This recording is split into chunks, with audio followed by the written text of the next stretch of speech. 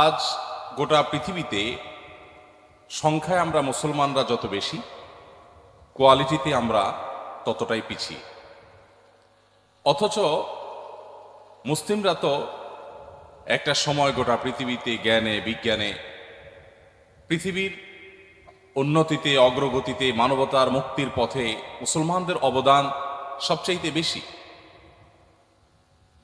আপনারা আমার চাইতে ভালো জানার কথা, মুসলমানদের সেই সোনালী অতীতের কথা, যে সময় মুসলমানরা জ্ঞান বিজ্ঞানের নেতৃত্ব দিয়েছে। আজও পৃথিবীর সে সমস্ত দেশগুলো যারা আমাদেরকে জ্ঞান এবং বিজ্ঞানের ক্ষেত্রে নেতৃত্ব দিচ্ছে, তারা মুসলমানদের সে সকল অবদান, মুসলমানদের সে সকল অর্জন, সেগুলো থেকে তারা উপকৃত হয়ে সেগুলো থেকে আলো গ্রহণ করে তারা সেটাকে গোটা পৃথিবীব্যাপী তাদের মতো করে ছড়িয়ে দিচ্ছে। অথচ আমরা আমাদের অতীত ইতিহাস এবং ঐতিহ্যকে হারিয়ে বসেছি। আমার আগে অত্র প্রতিষ্ঠানের সম্মানিত ডিরেক্টর মহোদয়, তিনি তার সংক্ষিপ্ত বক্তব্য প্রসঙ্গে বলছিলেন জাপানিজদের কথা। আমার তখন জাপানের বিভিন্ন সিটিতে আমার যাওয়ার সুযোগ হয়েছে, সেই চিত্রগুলো আমার চোখের সামনে ভাসছে। বিভিন্ন দেশে যাওয়ার সুযোগ হয়েছে। আমার খুব ইচ্ছে যে মৃত্যুর আগে যদি আমার জাপান সফর নিয়ে আমি কিছু লিখতে পারি, এটা আমার অন্যতম একটা শখের বিষয়। তার কারণ হলো, ডিরেক্টর মহোদয় যেটি বললেন ঠিক তার সঙ্গে সুর মিলিয়ে বলতে চাই যে জাপানের মানুষের যে ম্যানার্স, তাদের যে ভদ্রতা, তাদের যে আখলাক, সেটা দেখে যখন দেশে এসেছি আমি, এবং সেটা 2019-এর কথা সম্ভবত, এবং আগামী মাসে আরেকটা সফর আছে আমার জাপানে আলহামদুলিল্লাহ। তো সেই সফরের পর আমার স্পষ্ট মনে আছে যে আমি অনেক দিন পর্যন্ত স্বাভাবিকভাবে মানুষের সাথে রাস্তাঘাটে বা এমনকি আমার অফিসে কর্মস্থলে কথা বলতে গেলে খুব জোরে কথা বলতে পারতাম না। মানে আমার কেন কণ্ঠটা চেপে আসতো যে আমার কথা না যেন কারো ডিস্টার্বের কারণ হচ্ছে। কারণ আমি খেয়াল করলাম, ব্যাংকক থেকে আমার বিমানটি যখন টোকিওর উদ্দেশ্যে রওনা দিল, হানাদা এয়ারপোর্টের উদ্দেশ্যে, আমি দেখলাম চিত্রটা একটু ব্যতিক্রম।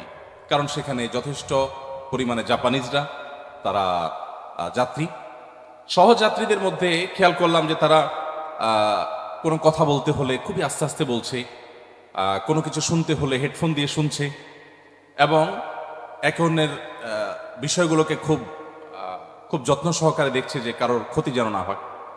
আমার অ্যাকোমোডেশন কোথায় হবে সে বিষয়ে কাগজপত্র আমার কাছে ছিল না, সম্ভবত ডাটা এন্ট্রিও ছিল না। তো আমাকে ইমিগ্রেশন থেকে জিজ্ঞেস করা হলো, কোথায় থাকবেন আপনি? আমি বলতে পারলাম না, বললাম স্পন্সর জানে।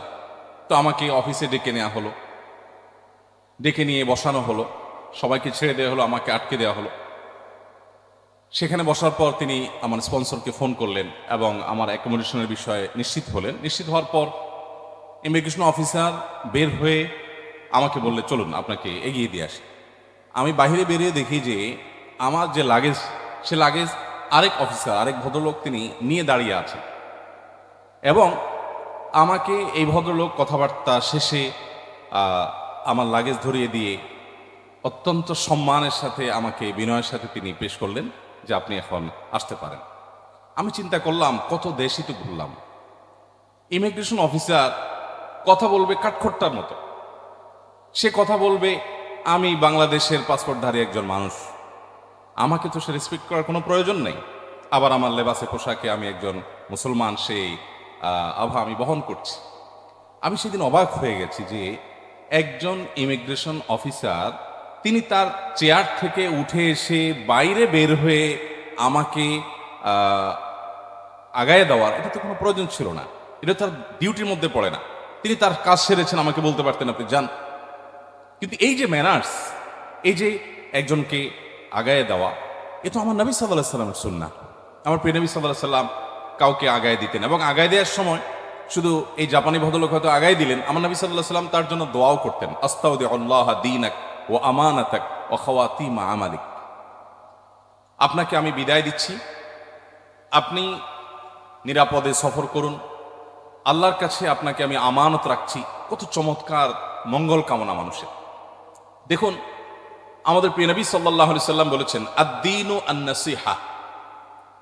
দুই শব্দের একটা হাদিস, জাস্ট দুইটা ওয়ার্ড, আদ-দীন আন-নাসিহা।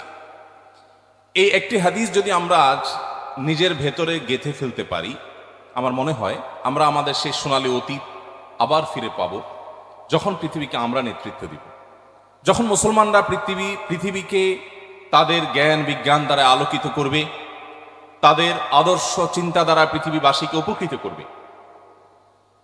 আমি আমার বিভিন্ন বক্তব্যে, বিভিন্ন মিডিয়াতে কথা বলার যে সুযোগ পাই, আমি চেষ্টা করি সবসময় আমাদের দুর্বলতার জায়গাগুলোকে চিহ্নিত করে সেই জায়গাগুলো যাতে আমরা কারেকশন করতে পারি, সংশোধন করতে পারি, সেগুলো নিয়ে আলোকপাত করা। আলহামদুলিল্লাহ, আমাদের এদেশে যে পরিমাণ নামাজি মুসলমান আছে, প্রত্যেক মুসলমানের নামাজ পড়া উচিত। নামাজ পড়া ছাড়া কেউ নিজেকে মুসলমান দাবি করার কোনো রাইট ইসলামিক দৃষ্টিকোণ থেকে কিন্তু নেই। আমরা এটা অবশ্য এই সাবকন্টিনেন্টের অনেক মুসলমানরা জানি না। আমরা মনে করি যে নামাজ না পড়লে কি হয়েছে, আমার ইমান আছে, এবং এটা রীতিমতো একটা ডায়ালগে পরিণত হয়েছে। নামাজ পড়তে বললে পাল্টা বলা হয়, নামাজ না পড়লে কি হয়েছে, আমার ইমান আছে। তো প্রথমত নামাজ না পড়ার যে প্রবণতা মুসলমানের মধ্যে, সেটা তো আছেই। আর যারা আমরা নামাজ পড়ছি তারা কতটা সুন্দর সঠিকভাবে পড়ছি, এটা এখন বড় প্রশ্নের বিষয়। কারণ কোরআন বলছে, ইন্নাস সালাতা তানহা আনিল ফাহশাই ওয়াল মুনকার। অশ্লীলতা থেকে, অন্যায় থেকে সালাত মানুষকে বিরত রাখে। প্রশ্ন হলো, আমার সালাত কি আমাকে অশ্লীলতা থেকে বিরত রাখছে, আমাকে অন্যায় থেকে বিরত রাখছে? যদি না রাখে, তাহলে আমার সালাত নিয়ে আমার নতুন করে ভাবতে হবে। আমার সালাতের ত্রুটির জায়গাগুলো কোথায়, সংশোধনের জায়গাগুলো কোথায়, ইসলাহের জায়গাগুলো কোথায়, সেগুলো চিহ্নিত করতে হবে।